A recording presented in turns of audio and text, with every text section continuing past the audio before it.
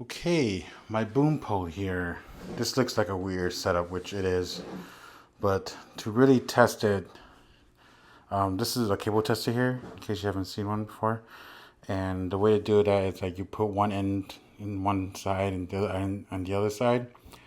And I can't exactly over here, this isn't exactly possible to like stick that in here. So the way I do it is I connect an XLR in there. It should be in. It should be in. And then like I complete the cycle through this end here, the cable just coming through here, and then I flip it on. So it says here that pin 2 is not connected, and it is most likely this side here inside the boom pole. It's not my cables because I know my cables work. This side here, this barely gets any tension. Whoa, whoa, whoa, whoa, whoa, whoa. Something just happened. Yep. As I wiggle here, you can see it kind of trying to connect. Yep, right there. Bam, bam, bam. So, I already fixed this once. And K-Tech, you guys make great products. For some reason, communication with you guys is a little difficult. It's not impossible. It's not different. It's not like you can't do it at all. But your contact information page on your website, for some reason, no one gets it. So I had to like kind of scream at them like, "What happened, guys?" Like, because I actually got in communication with someone, and then no response afterwards. So I don't know what it is. I know we're all human, but like you guys should have at least seen it. I deal with communication stuff all the time, and I'm pretty good at that. So I'm not bragging or anything. It's real easy. Just respond right away. So, but aside from that, I got a replacement part of this here, which I didn't need it. I still have it. It's somewhere laying around storage. But I got it anyways, just because in case it was the actual port here, this entire assembly here, which I'm pretty sure it isn't. So I have two now, and then I soldered it. If it worked, it worked for like a while, really. But then my soldering skills is not that great, right? So I'm just going to try to solder again, and hopefully it works. When I solder cables, it's pretty good, but then something like this is like a little more on the engineering side of things. I'll show it to you guys in a second here. Let me open that up and I'll show you what I'm talking about. So this is how it looks like. So the XLRs here, you have 3 pins, right? And then over here, these little metal parts here, where my thumb is pointing, those corresponds to each pin. And so you can see that is pin 2 that's not connected. Pretty blatantly obvious that that's the one that's not connected. So that's what I need to solder in and get it to work. I think that might be the shielding one. I'm not sure. There's like a way to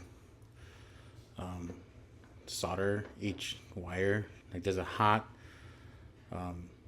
code and then negative, I think is what it's called. I'm sorry if you're an engineer and you know more than me, but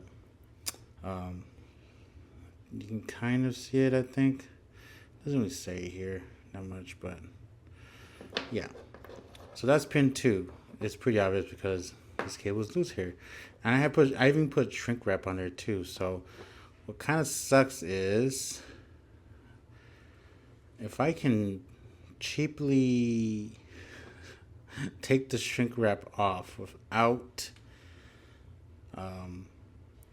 cutting the cable, I can probably try to just rewire this one cable here. Because if I have to cut this, then I have to cut the rest of these, and I do not want to do that. And I'm wondering why it came off. I think it just wasn't deep enough, probably. So I'm going to attempt to fix that. If I can't, then that sucks.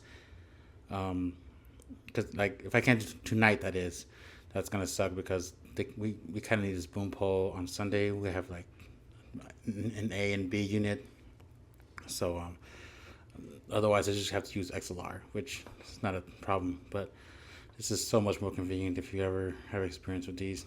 So much more convenient. So I'm gonna try to fix that. I just tested it. I put it back in the pole itself. I just tested it and it seems to be working fine now. So hopefully it stays working. It was kind of a crappy soldering job I did. I did it kind of quick. It's late. I just kind of want to get it done with. So, but then there's always the XLR backup, you know. So, yeah, that's good. I'm kind of glad I did that. I think if it breaks again, I will have to actually like cut it. So I got a new modifier here. This is from right there. That's the name. I forgot already. But I literally saw this on Joel Gabrielson's video, like literally yesterday. And I was like, wait a minute, is that an attachment? So I looked it up and it's on Amazon and there's no reviews on it yet. But I was like, oh, it's pretty affordable. It's like $90, whatever. So I bought it and it came today. Amazon Prime, you're great. And I decided to test it out. All it is it's like a tube attachment, like the inflatable lights, but except there's no light in it. So you attach it to your lights, right? And it's very specifically, it seems to be reflectors only. So it's just these right here. This is all that wraps over the reflector. So that that's a little worrisome because it's not a lot of like area to cover, right? But if it covered more, it would get hot because right now when I'm filling the reflector, it's pretty warm. Like it's pretty hot to the touch. So that is a factor there. And this is only the SL60. So that is a factor. But this is pretty soft lighting here. It's pretty cool. And after I saw it, I was like, because I've been thinking about doing tube lighting, right? But like I buy so many lights all the time and I don't use all of it. I barely use like any of it really. The light gets used most is that right there. It's my SL60 just for my streaming setup and my meetings. And I was like, maybe this reflector will like be useful with this attachment here. And I think it is. I think this is a good addition. I do feel like if you shake this enough, it will fall. It's kind of a pain putting it on. It's kind of weird. Because like I said, this is the only thing that wraps around it. So it feels like you have to put it on while the reflector's on, the light itself, but then it's also hard as well. I don't know. It's long, so it's hard to manage a little bit. But the little case that comes in is really small,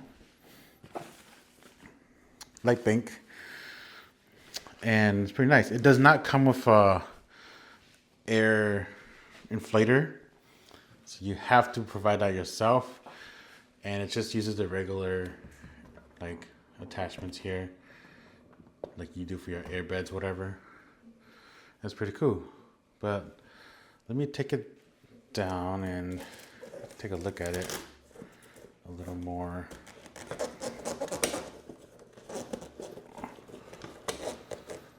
So this is a little strap here and the Velcro kind of goes there. I have to like tighten it up enough so it reaches.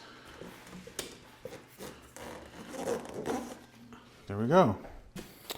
This is how it looks like inside. Here you go. You can see more of what I mean. This is clear plastic here, rubber. And this is all that goes around the reflector. So I would like it if it kind of like went around more, or they made it with like able to have its own reflector on or something. That would be pretty cool. But yeah, that's all it is. But it's light though. If it falls and hits someone, you're not gonna get hurt. I mean, it's air. here's what the inside looks like. There's the reflecting part there, and there's a diffusion part over here. So yeah, that's about it. This entire attachment goes in a little bag there. Really small. Like I said, the only thing it doesn't come with is an air pump. So you need to get your own. I have one from like my airbed. I just use that and it takes like 2 seconds to fill it up. Really, really fast.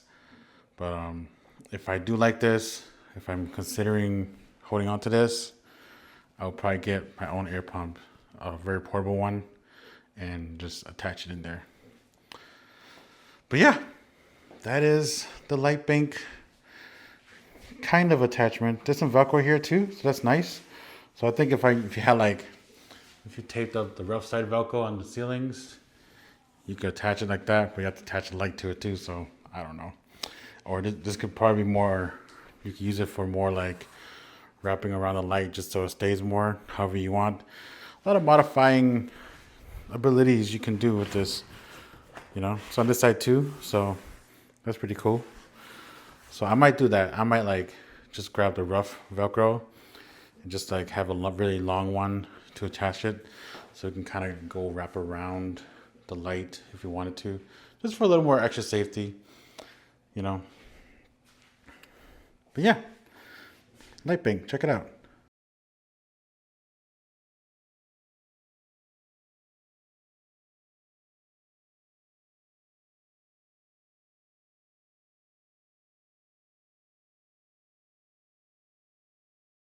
Okay, let me explain you what I'm doing here. I'm recording some splashes of water. I'm attempting, this is my second attempt to record this, because my first attempt, I recorded in my bathroom. It does not sound like where it should be. And where it should be is this lake right here. And I'm going to be honest right now. I was testing it earlier and it still sounds not great, but it's just not big enough in that sense. I think acoustically, I think it's going to sound better than the bathroom, because the bathroom I did in the tub and you can just tell it's in a tub, right? I even like did footsteps in the tub because the guy actually like he jumps into the water. So that's why it's like a big splash. So it has to splash. That's why I have towels all around. Um, if this doesn't work, I was gonna go and like actually like this tub here. I was gonna go and like buy a big tub. I was driving. I was like, wait a minute, I have this tub already. So I just grabbed it and I'm gonna try to use it. And if this tub doesn't work, I'm pretty sure bigger tubs will not work as well. So that's the issue. Um, This is like a giant tub that I can actually go in, you know, like a pool almost. But yeah, if this doesn't work, the next step is me actually recreating that scene. Um, and I don't want to do that because, first off, this scene is at night, supposed to be. And if I need to record it so I don't hear anyone, because like nighttime at the lake, no one's there really. I need to be there like really, really early in the morning at a lake that I know that can, like, I can be there that early, or waterfront.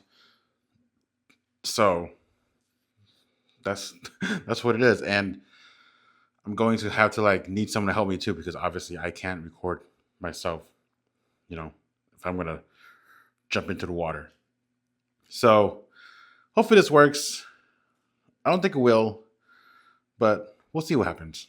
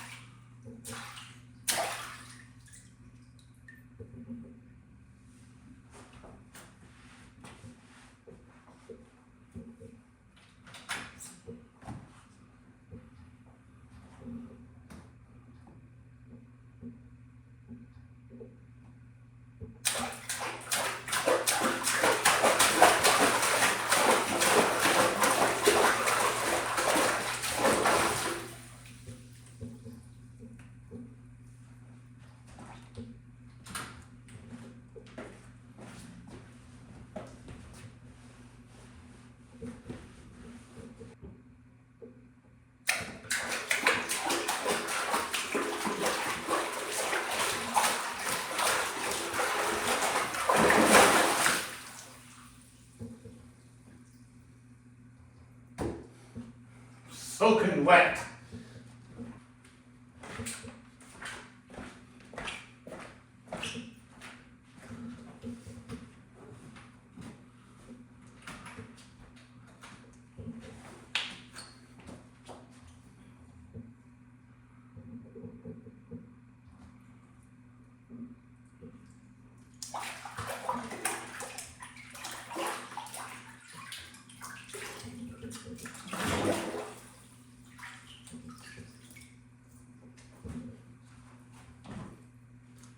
Okay, I did the recording. Look, it's super wet here. Um, it's like there's like a puddle right here. I need to clean up. But I think it sounds okay. If I had a bigger tub, I think it'll sound better. I'm sorry, that air is from my sandals here. Um, yeah, I think if I had a bigger tub, it'll sound way better because like the reflections from the little tub here is kind of causing it to sound small. And I kind of don't want reflections. But what I've done is I've I've kind of combined some of the takes together to kind of make it sound big. He's kind of far away from the camera, so I think like it'll work fine. But I need to clean this up. I think that's gonna be all the recording I'm doing. So yeah, I'm gonna clean this up before it gets worse. Maybe I don't know. I'm afraid I'm gonna have to record this again, but it's just the easy setup. So I guess I'll explain the mic I'm using. I'm using the Octavia O something MK01201. I'm only using that because that's the only mic I really have right now. My mics are out being rented for a project, and I would rather use probably like the NTG3 just to kind of match like everything else that all the ADR recording, stuff like that.